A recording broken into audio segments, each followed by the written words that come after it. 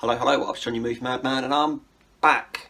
And today is Friday, so we're going to do another random review today. So today we're going to be talking about The Fifth Element in 4K.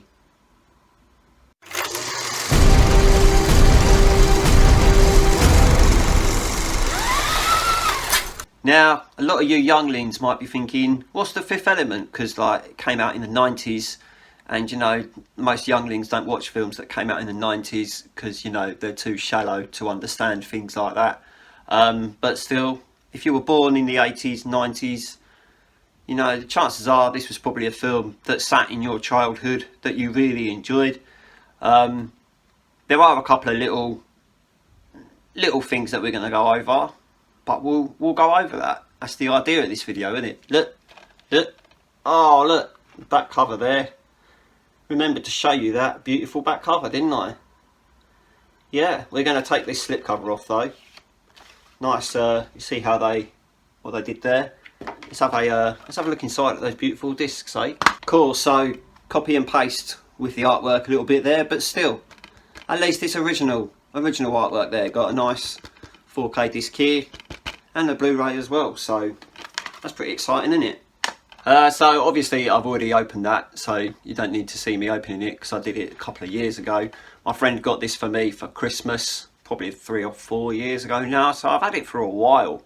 Blonde Bruce Willis, what more could you ask for? Gary Oldman with a very strange emo haircut / bald patch. You've even got Ian Holm in here. Amelia Jola from the Resident Evil movies. This is probably one of the movies that she started in as well. Chris Tucker is in here. I think everybody remembers Chris Tucker screaming in this movie. Probably one of the funny highlights of the film, as it is half a comedy, half action, half sci-fi. How you get 3 halves, I don't know. Do the maths yourself. A third, 33.3% reoccurring, whatever, futuristic. One of those films where they need to save the world because something bad's going to happen because bad people are there trying to destroy it, and then there's good people there that are trying to stop it from being destroyed. Your standard generic 90s action movie set in the future. That's not an issue though, is it? Because you like an action movie set in the future, don't you? Unless of course you hate action movies, in which case you probably might want to avoid this.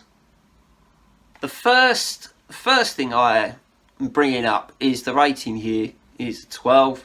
I'm pretty sure when I had this on DVD and when I upgraded it onto Blu-ray, they're both PGs. So this is now a 12, and there's absolutely nothing whatsoever different about the film. Granted, when you watch the PG version, you are thinking this isn't very PG, this should probably be a 12. I don't know if the BBFC were like, oh sorry, we made a mistake, we made it a PG and it should have been a 12. I don't know, I really don't know, but there's nothing uncut in this film, but the rating has still been raised. It's got nothing to do with the special features. I know that for a fact because on the back it would say underneath the rating that the rating had been raised to a 12 because of the special features. As I have had a few Blu-rays that have done that. My Hot Fuzz Blu-ray is 18 rated, even though the film itself is a 15, because there's special features on the disc that make it an 18. So that's not the case with this though. So I'm willing to bet the BBFC made a mistake, and instead of admitting it, they were just like, we'll just change the rating and hopefully no one will notice. But I noticed, so I'm willing to bet other people probably noticed as well. So you might want to check your ratings, BBFC lot. Although I know you change your standards like every 5 minutes, but maybe get some standards that you can stick to. So 4K wise, this is one for you. For a film released in 1997, this looks beautiful. I saw a digital release of this before I watched the 4K disc. And the digital release was only in 2K, but the digital release looked amazing, and I was just like, I can't believe how good this actually looks. But then this is just, I was very, very surprised how good this actually looked. And I was just like, considering the amount of old films I've got now in 4K, that they just look washed out with grain. There's nothing wrong with a bit of grain, I'll tell you that. I don't mind grain, but when it's too excessive and you can't see white because there's so much grain over it, it's a bit too far.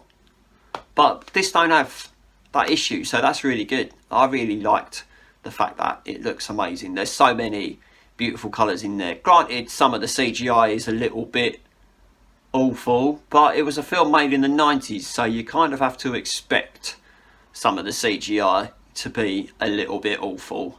But yeah, I mean, what else can you say? What else can you say? I think this is great. It looks amazing. It sounds incredible as well. Don't know if I'd mentioned the old sound there, but it does sound really good as well. I am trying to get used to remembering to mention the sound as well as the picture. As you can tell, I haven't really been able to find something to fill my Monday slot. So at the moment, my Mondays are just blank. Although my weekends have been pretty busy recently, that I haven't had enough time to make a video on Mondays anyway. So if you're just getting Wednesdays and Fridays for a little while, don't think that means I'm going anywhere. I'm not. I'm still staying. So you've got that to look forward to. There are more stuff on the way once I decide what it is. So I don't know how it's on the way yet because I haven't decided what it is, but we'll work that out. We'll work it out. All right. So that's it for today. Might be back on Monday. If not, I will see you on Wednesday. If you could like this video and subscribe to the channel, and I'm going to fuck off. Alright. Goodbye.